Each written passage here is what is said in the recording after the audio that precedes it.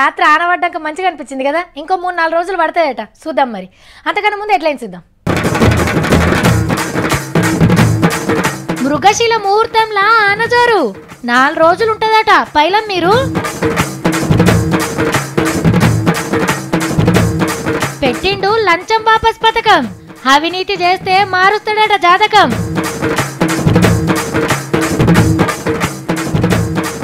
ఉద్యమం పుట్టించిరు రైతులు, రాష్ట్రాల కంటినై మంటలు. సత్తిగాని ఆనాకాలం రిపోర్టింగ్.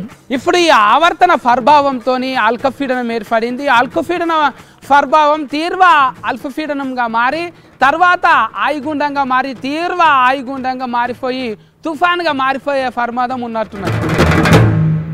నాకు ఒక డౌటు, అసలు వీళ్ళకి గింత ధైర్యం ఏడికెళ్ళి రావచ్చు?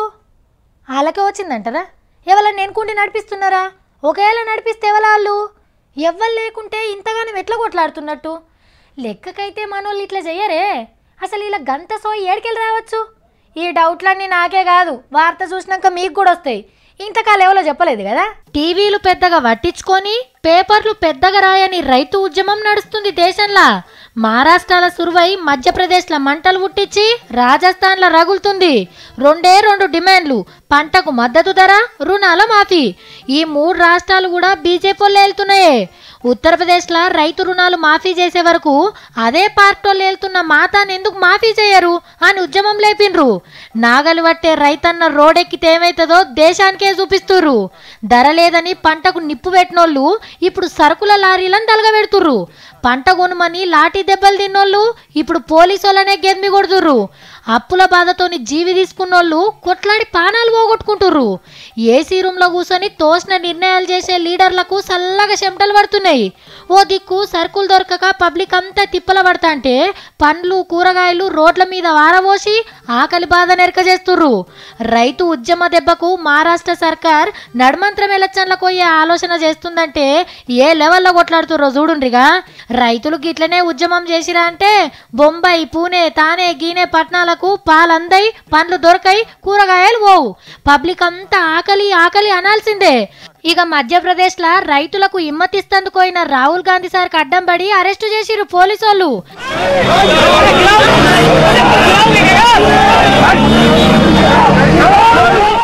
దేశంలో గింత పెద్ద ఉద్యమం జరుగుతుంటే సెంటర్ వ్యవసాయ మంత్రి ఏం చేస్తుండో తెలుసునా? రామ్దేవ్ బాబా పక్కకు నిలబడి మంచిగా యోగాసనాలు వేసిండు. అరే రైతుల ఉద్యమంతో టెన్షన్ అవుతున్నట్టుంది. ఏం దోయక ఆసనాలేసి పానం అలకగా చేసుకుంటుండేమో. ఎయ్యి సారు ఎయ్యి. అబ్బా అప్పుడే 3 ఏళ్ళు అయిపోయిందిలే. ఎట్లుంటుండో ఏమో సార్ హైదరాబాద్ నిడిచిపెట్టి. ఇవాళ ఒక పారొచ్చి పట్నం అంతా చూసిపోతే బాగుంటుండే. ఆయననే కదా ప్రపంచ పటంలో పెట్టింది. అర్థమైంది అనుకుంటా. నేను చంద్రాల సార్ గురించే చెప్తున్నా. ఏర్పడ్డాక ఆంధ్ర రాష్ట్రానికి ముఖ్యమంత్రి అయి ఇవాళకి బరాబర్ 3 ఏళ్ళు. చంద్రాల సార్కి తీర్మాన వార్తల తరపున శుభాకాంక్షలు చెప్పుకుంటా ఆయన పెట్టిన కొత్త పథకం వార్తలు ఇప్పుడు చూద్దాం. ఆంధ్రాల చంద్రాల సారు కొత్త పథకం పెట్టిండు. దేశంలా ఇంకెవ్వరు పెట్టలేదు, ముందు ముందు పెట్టరు కూడా. పథకం పేరు లంచం వాపస్. లంచాలు వాపస్ ఇప్పించుడే. చిత్రంగా అనిపిస్తుందిలే. కావాలంటే సారే వివరంగా చెప్తాడు ఈనుండ్రి. 1 నెల మాత్రం దీనికి టైం పెట్టాను. జూన్ అంతా కూడా తిరిగి డబ్బులు ఇప్పిస్తా. ఇన్నారు కదా, ఇప్పటిదాకా ఏ ఆఫీసరు ఎవల తాన ఎంతెంత లంచం తీసుకుంటో మొత్తం గక్కిచ్చి వాపస్ ఇప్పిస్తాడట. నెల దాటితే చంద్రగొడ్డలి బయటికి తీస్తాడట చంద్రన్న. జూలై నుంచి మాత్రం యాక్షన్ ఉంటుంది. ఆ తర్వాత కఠినంగా కూడా ఉంటా. 1100 నెంబర్కు ఫోన్ కొడితే చాలు లంచాలు మింగటోళ్ళ లాగులు వలగొడతారట. మస్తుగా చెప్తారు సారొచ్చి చూడబోయినాడు అని లాపర్వ చేశారు. ఎందుకంటే అందుకే నా 3వ కన్ను ఎప్పుడూ మీ మీద ఉంటుంది. మిమ్మల్ని చూస్తా ఉంటాను. ఎక్కడ తప్పు జరిగితే వాళ్ళని పట్టుకుంటా, మీకు న్యాయం చేస్తాను. మిమ్మల్ని కాపాడుకుంటా, ఒక్క పైసా అవినీతి జరగకుండా. కానీ ఇంటిని షాపింగ్ మాల్ చేసుకునే గీ సారసంటోల తాన గుంజుడు జరంత కష్టమే. ఆఫీసర్ల నడుచుకున్నట్టే భూ కబ్జాలు చేస్తున్న గిసొంటి లీడర్ల పని కూడా పట్టు సారు. గప్పుడు అవినీతి లేని అమరావతి రాజ్యం తయారైతది. ఇప్పుడు కారు గుర్తోళ్ళు మాకు 111 సీట్లు పక్కా అని అంటున్నారు. ఉత్తమ్ సార్ ఏమో మేమే గెలుస్తాం అని గడ్డాలు మీసాలు పెంచబట్టే. అమిత్ షా సార్ వచ్చిపోయినాక పవర్లకు వచ్చేది మేమే అని బీజేపీ వాళ్ళు అంటుర్రు. బలం బలగం లేకున్నా సైకిల్ గుర్తోళ్ళు కూడా చాలా ఆశలు పెట్టుకురు అధికారం మీద. ఎవరు లెక్కలు చెప్తా అంటే ఇప్పుడు ఈ లిస్టులకు ఇంకొకరు చేరిండ్రు. ఏంది జనసేన పవన్ అని అనుకుంటుర్రా? కాదు పెద్దన్న. బుల్లెట్ కంటే బ్యాలెట్, తూటా కంటే ఓటు పవర్ఫుల్ అని తెలుసుకున్నాడు కదా గద్దరన్న. అందరికంటే ముందే ఎలక్షన్ల ప్రచారం సురువు చేసిండు. 2019లా ఏం జరుగుతుందో ఇప్పుడే చెప్పేసిండు. మొదటి దశలో కింగ్ మేకరే ఉంటా, ఓవేళ కింగ్ కాకపోతే నేనే కింగ్ నైతా. అర్థమైందా? గద్దరన్న పార్టీ చక్రం తిప్పుతుందట. నషీవ్ కలిసి వస్తే నేను కింగ్ అంటున్నాడు పెద్దన్న. మరి సొంతంగానే పోటీ చేస్తావానే? నీకు జనసేన పార్టీ ఇంకొక పార్టీ అని కాదు. అన్న లెక్క ఆలోచన చేసే పార్టీలతోని చేయి కలిపి ఓట్లకు పోతాడట. మరి గా ఆలోచనలు ఏ పార్టీ దగ్గర ఉన్నాయో? కలిస్తే కింగ్ మేకర్ అవుతాడో లేకుంటే కలవకుంటేనే కింగ్ అవుతాడో ఇంకో 2 ఏళ్లకు తెలుస్తుంది. ఇవాళ పొద్దుగాలనే మా ఊర్లోకి వెళ్ళి ఒక పెద్దయ్య ఫోన్ చేసి, సావిత్రి మృగశిల కార్తెనాడు శాప ప్రసాదం ఇస్తారట కదా పట్నంలా. నాకు ఎప్పుడు సందో దగ్గుదమ్ముందమ్మా, మేము పట్నం వస్తాము, ఎడనో జర మమ్మల్ని తీసుకుపోతావా అని అడిగినరు. ఓ దిక్కేమో ఆనవాడే, ట్రాఫిక్ జామ్ అయ్యే, నేనేమో ఆఫీస్కి రావాలన్నాయే. అట్లా కాదు పెద్దయ్య, నేను రానుగానే నీకు అడ్రస్ చెప్తా. హైదరాబాద్ బస్ ఎక్కినవనుకో గాంధీ తాత పెద్ద బస్ స్టాప్లో దించుతారు. ఆడికెళ్ళి నాంపల్లి ఎగ్జిబిషన్ గ్రౌండ్కి మస్తు బస్సులు నడుస్తాయి. లేదంటే నువ్వు ఆట కట్టుకొని వచ్చిన దగ్గరనే ఉంటుందని చెప్పిన. సరే అని వచ్చిర్రు. వాళ్ళు మా ఊర్లోకి వెళ్ళి వస్తుందికే గంత తిప్పల పడ్డరు. కానీ ఎక్కడెక్కడికెళ్ళో వచ్చిర్రు మస్తు మంది. ఇట్లా శంఖమూది శాప ప్రసాదం మంచుడు సురువు చేసిర్రు పొద్దుగాలనే. మంత్రి తలసాని సీనన్ నచ్చి శాప ప్రసాదం మింగిండు. ఓ 2-3కి సార్ కూడా శాప ప్రసాదం పంచిండు. ఇక బత్తిని సోదరులు వచ్చిన వాళ్ళకి వచ్చినట్టేస్తూనే ఉన్నారు. అయ్యో ఏం కాదు బుజ్జి ఏడవకు అను గంటే అయిపోయే. రైట్, ఇప్పుడు ఇంకొకళ్ళు నువ్వు అను మింగు అరే ఎమ్మెల్యే రాజాసింగ్ అన్న.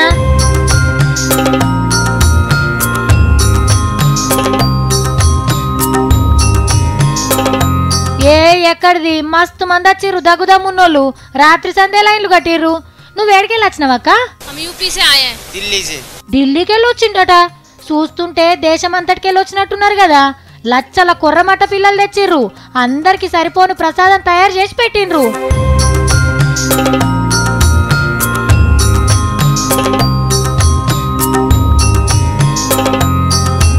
కానీ మేము కౌసు తినాం కదా, మరి ఎట్లా మేము అని రంది పడాల్సిన పని లేదు. అసుంటోళ్ళకి బెల్లంలో పెట్టిస్తారట.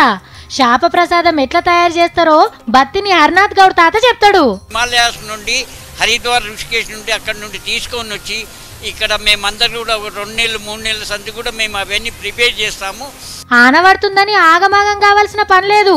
శుక్రవారం అమ్మటాల దాకా ప్రసాదం పంచుతూనే ఉంటారు. ఇంకా ఎవరన్నుంటే దూద్ బౌలిలా వీళ్ళింటికాడ 2 రోజులు ఇస్తారట, పోయి మింగచ్చు. అగో తెఫలాన్ని కర్రెగా ఇక్కడనే జమ అవుతున్నాయి కదా. అల్కుఫీడ్ అన్న మాటనేమో ఆగమాగం అవుతుంటుంది. తెఫలాన్ని తిరగమైనమైన అంటే అసలుకే అర్థం కాదు. ఏం చెప్పాలనో ఎప్పుడు వస్తుందో. ఇగో తెఫలు చూడు అన్ని కర్రెగా పాడైనాయి. అగో తెఫలు ఇక్కడనే వస్తున్నాయి. సత్తిగా నేను నిన్న ఆనం మీద రిపోర్టింగ్ చేయమని తోలితే నువ్వేంద్రా గులుక్కుంటూ కూర్చున్నావేమో. వాతావరణం ఎల్నీలో ఎలగొట్టేసింది, లానీలో దగ్గరికి గుంజుకున్నది. ఇంకా తెఫలు చూసినట్టయితే తెలంగాణ మొత్తం ఆవృతమై ఉన్నాయి. ఇంకా లోతుగా వెళ్తే ఇంకా సిర్రోస్టాటస్ అన్ని మొత్తం తెలంగాణలో గుంపు జమైనాయి. సాఫిత్రక్క పరిస్థితి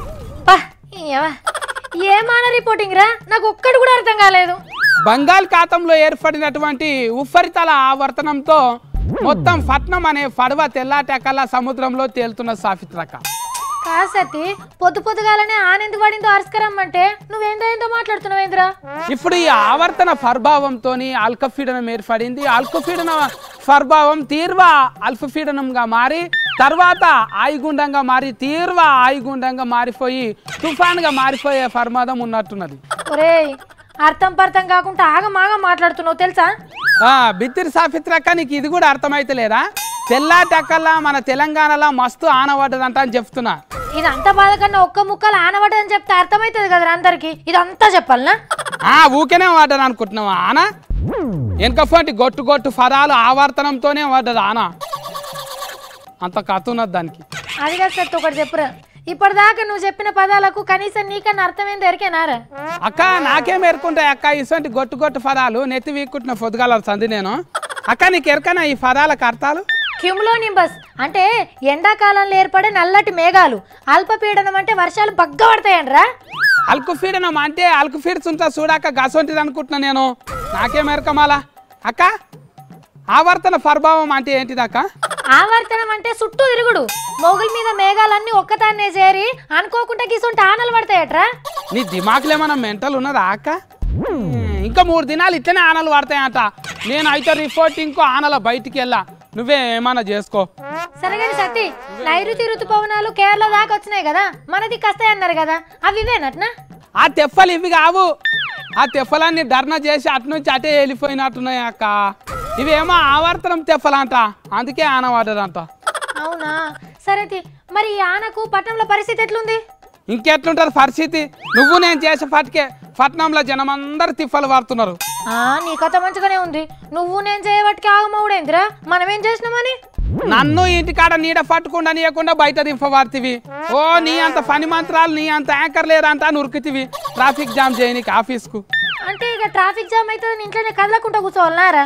నీ అసంటి పని మంతులు ఇగర మంతులే ఫుట్టలకెళ్ళి ఉసిళ్ళు వెళ్ళినట్టు పొద్దునే లేచి ఉరుకుతుంటారు. ఇక సత్తయ్య వాతావరణ రిపోర్ట్ చెప్పిండని బయటికి వెళ్ళకుంటే ఇంట్లోనే ఉంటారు. ఈ బిత్రుడు ఎక్కడికించో నా మాట వింటావును. అరే పోలీస్ పెద్ద సార్లు కూడా చెప్పిండ్రు ఆనలు పడ్డాయి బయటికి వెళ్ళకుండ్రట అని. వింటావు నువ్వు? ఎవరి మాట వినవు? ఆవా ఆన పడ్డదని ఇంట్లోనే కూర్చుంటే పని ఎట్లా చేయాలరా? తిండి ఎట్లా వస్తుంది? ఇంట్లోండే పని చేయాలి. ఆన పని ఆన చేస్తుంది, మన పని మనం చేసుకుంటాము. ఆఫీస్కి పోకుండా ఇంట్లోకెళ్ళి ఏం పని చేస్తావురా నువ్వు? అన్ని దొంగ పనులు చేయకీడా. ఎండాకాలం ఏమో ఎండగొట్టే అంటాను మొత్తుకుటివి. మంచిగా ఆన పడ్డది కదా, చల్లగా ఉన్నది. ఇంత గరం గరం మిర్చీలు వేస్తే కారా దేవుకొని తిందాము అనుకున్నా. మంచిగా ఇంట్లో చల్లగా కూర్చొని గరం గరం మిర్చి బజ్జీలు తినాలని నీ పిల్లని కదా, మరి అర్థలేమని చెప్పాలి. ఓ ఇక నువ్వు చెప్తేనే అర్థమవుతుంది ముచ్చట అందరికి. ఒక్కనాడు తప్పకుండా ఆఫీస్కి వచ్చి పని చేస్తున్నాం కాబట్టి ఇంటికాడ అప్పులన్నీ కట్టుకుంటున్నాం, లేకుంటే ఎట్లా బతుకుతుంటివి? నిన్న మన పెళ్లిళ్ళు అయిన కోడలి పిల్లలు ఇనుండ్రామా సాఫిత్రి శాస్త్రాలు చెప్తున్నది. ఈమె ముచ్చట్లు ఇంటే ఇల్లాకిలు ఒకటి అవుతుంది. నువ్వే ఇంక ఇంట్లో ఉండాలని పిల్లని వేసుకుంటా ఇంకా 3 దినాలు ఆనలు పడతాయట, ఇంట్లోనే ఉండి రిపోర్టింగ్ చేస్తావా ఏంది? జాగలను దునియా ఫటంలు ఇరికిచ్చే ఇంజనీర్ ఏం చేస్తున్నాడో ఏమో, హైదరాబాద్లో ఆననీళ్లకు షిఫ్యార్డ్ చేస్తామంటాను చూస్తున్నాడో ఏమో. అక్క ఆర్తలు అయిపోయినాక జల్దిన రావా? శనగలాన్ని ఏమా నేర్చుదు కటకట బుక్కడం. అబ్బా కరెక్ట్ మృగశిల కార్త అనిపించుకుంది. యాలా దంచికొట్టే ఎండలు పోయి చల్లటి ఆనలు సురువైతే ఈ కార్తెనాడు. వెనకట ఎప్పుడు జరిగిందో తెలియదు కానీ మళ్ళీ ఇప్పుడు మృగశిల కార్తె జోరు ఆనతో సురువైంది. మంచిగా ఆన వెలిసినాక అందరు చేపలు గోలించుకొని తిన్నారు, కొందరేమో చికెన్ మటన్ ఇంత కౌసు కూర తిన్నారు. ఎలా తింటే మంచిదని. మీరు కూడా బొక్కలు కంకే ఉంటారు కదా, అడుగు పొడుగుంటే తినుకుంటూనే టీవీ చూస్తున్నట్టున్నారు. ఈ సరే కానీ అస్సలు ఆన వార్త చూడండి. ఎక్కడిది తెల్లారి గట్ల సరిసిడిచి పెట్టింది ఆన. ఉరుములు మెరుపులతోని చిన్న గొట్టలేదు. పొద్దుగాల లేచి చూస్తే ఏముంది, ఇగో ఇట్లా కాలువలు బారినాయి రోడ్ల మీద. బండ్లు నడిపేటోళ్లకు చిన్నగా తిప్పలు కాలే. ఆగో నిమ్స్ దవాఖాన ముంగట్నైతే కుంటే తయారైంది. పేషెంట్లను చూస్తాందుకు వచ్చిన వాళ్ళు బురదలకెళ్ళే నడుచుకుంటా పోయిండ్రు. పోలీసోళ్ళు మున్సిపాలిటీలు కలిసి మోరీలు సాఫ్ చేసి అటు దిక్కు మలిపిండ్రు. అబ్బర కొడుకో, పంజాగుట్ట చౌరస్తా కాడ భూపాతాళంగా వంగినట్టే ఉన్నది పో. మోటార్లు పెట్టి పైపులతోని నీళ్లు తోడిపోసిండ్రు. ఇక ఆనబడితే ట్రాఫిక్ గురించి మీకు తెలియందా? గంటల కమానం ఇరుకపోయిండ్రు. అందరు ఆఫీస్కు పోయేటోళ్ళేనాయే. పట్నం అంతా ఇదే పరిస్థితి. ఇసొంటి ఆనలు ఇంకో 3-4 రోజులు ఉంటాయట.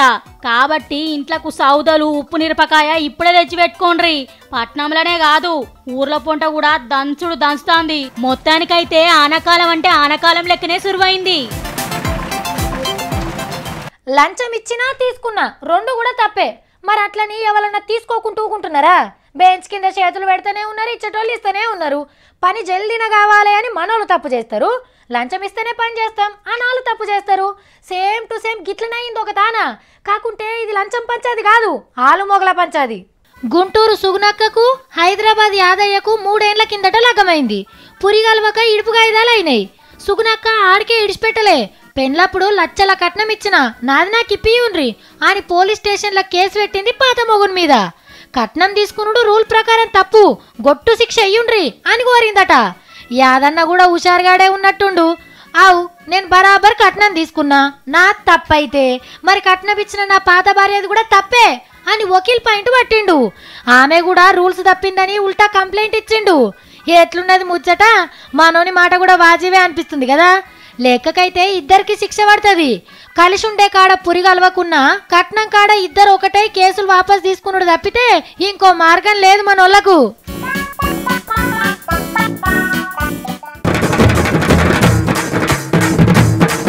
మృగశిల ముహూర్తంలా ఆనజోరు 4 రోజులు ఉంటదట పైలం. మీరు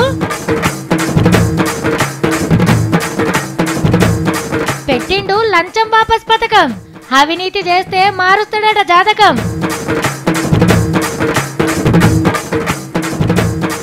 ఉద్యమం పుట్టించిర్రు రైతులు, రాష్ట్రాల కంటినై మంటలు. సత్తిగాని ఆనాకాలం రిపోర్టింగ్. ఇప్పుడు ఈ ఆవర్తన ప్రభావంతో ఆల్కఫీడనం ఏర్పడింది. ఆల్కఫీడన ప్రభావం తీవ్ర అల్పపీడనంగా మారి తర్వాత ఆయుగుండంగా మారి తీవ్ర ఆయుగుండంగా మారిపోయి తుఫాన్గా మారిపోయే ప్రమాదం ఉన్నట్టున్నది. అయిపోయినాయి ముచ్చట్లు. మనం రేపు కలుద్దాం మళ్ళా. టాటా.